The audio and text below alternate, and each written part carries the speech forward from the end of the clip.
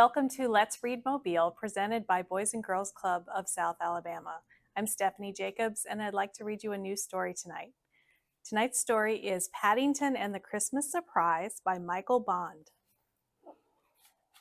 One Christmas, Paddington announced he was taking the Brown family to Barkridge's store to see Santa Claus. It's a very good value, he explained. Apart from meeting Mr. Claus, there's a sleigh ride through Winter Wonderland, and you get to visit his workshop at the North Pole. We might even see where he makes his marmalade. I doubt that Santa makes his own marmalade, said Mrs. Brown nervously, as Paddington led the way onto the escalator. It would make all the presents sticky, agreed Jonathan. Not to mention his beard, added Judy. Besides, he's much too busy. That's more than you can say for Barkridge's, remarked Mr. Brown gloomily as he brought up the rear. There's hardly anyone here. There were two signs at the top of the escalator, one pointing to Santa Claus and one pointing to Winter Wonderland. I think I may visit Santa Claus first, announced Paddington, in case the sleigh gets stuck in the snow. He got down on his paws and knees in order to get a better look and make sure the snow wasn't too deep. Just then, he looked up and saw a man standing there at him. Are you a boy or a girl? Asked the store manager. I'm neither, said Paddington. I'm a bear. You look more like a large creepy crawly to me, said the man distastefully. Perhaps you better come back next year when you've made up your mind. Come back next year, replied Paddington hotly, but I've brought my Christmas list. I thought it would save the postage.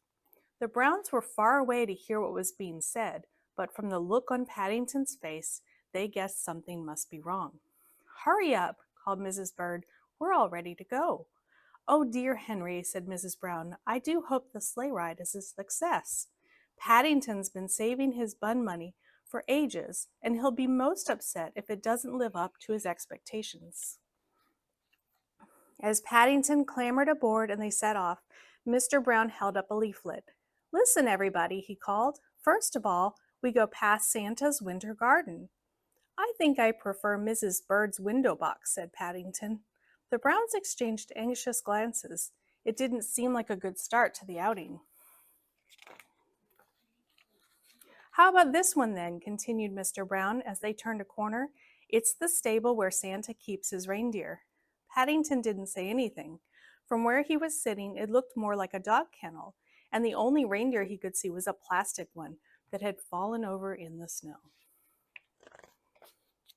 Next, Mr. Brown pointed to a tall tower with a flashing light at the top. That's the lighthouse at the North Pole, he said. It's there to make sure Santa arrives back home safe and sound after he's delivered all his presents. Paddington gave it a hard stare. I think there must be a wire loose, Mr. Brown, he exclaimed. The light keeps going on and off. Lighthouses are supposed to flash, broke in Jonathan. They each send out a different signal so people know exactly where they are. But Paddington wasn't listening. He was counting the number of buns it had taken to pay for the outing. Now this might be more interesting, Mr. Brown tried to strike a cheerful note as they drew near to a big house with mechanical figures moving behind every window. We're about to enter Santa's workshop. Look at the elves, called Judy.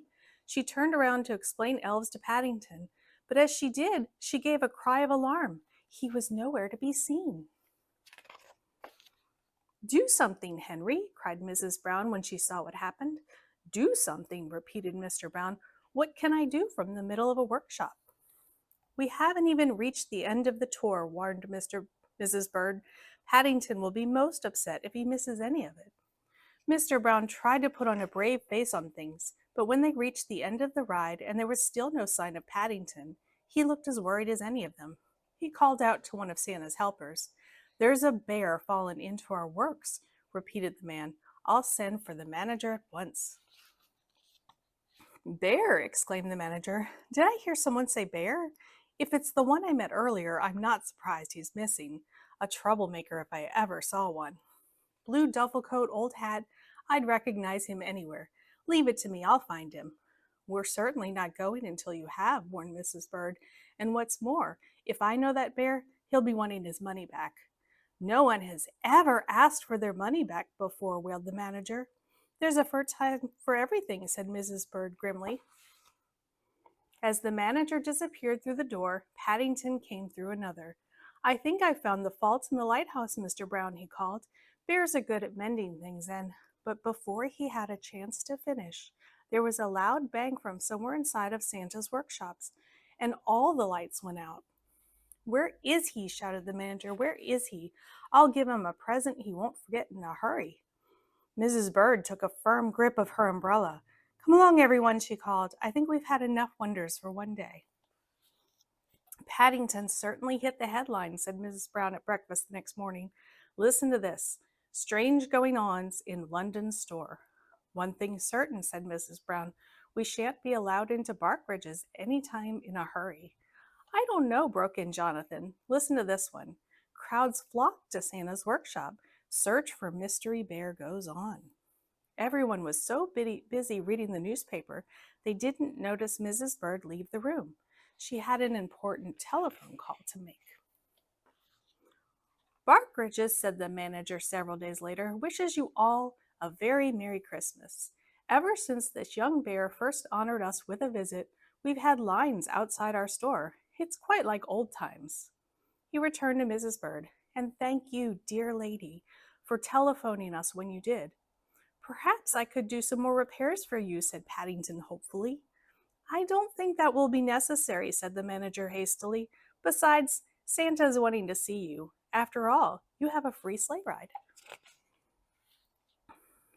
It was a merry party of Browns who set off on their journey through Winter Wonderland. This time, everything worked perfectly. And when they came to the end of the ride, Santa Claus was waiting to greet them. Ho, ho, ho, he boomed, and who have we here?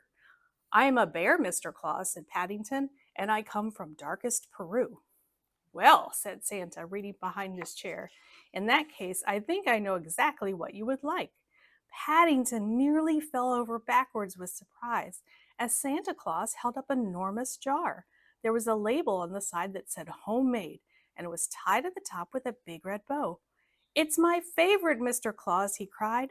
How did you guess? Mrs. Bird's face went pink as Santa gave her a knowing smile. One of the nicest things about Santa Claus, she said hastily, is that he knows exactly what everyone wants for Christmas. That's what makes him so special. And he makes his own marmalade, said Paddington happily. I knew he would. Thank you for joining us tonight. Don't forget to watch us next time, and until then, let's read Mobile. Merry Christmas!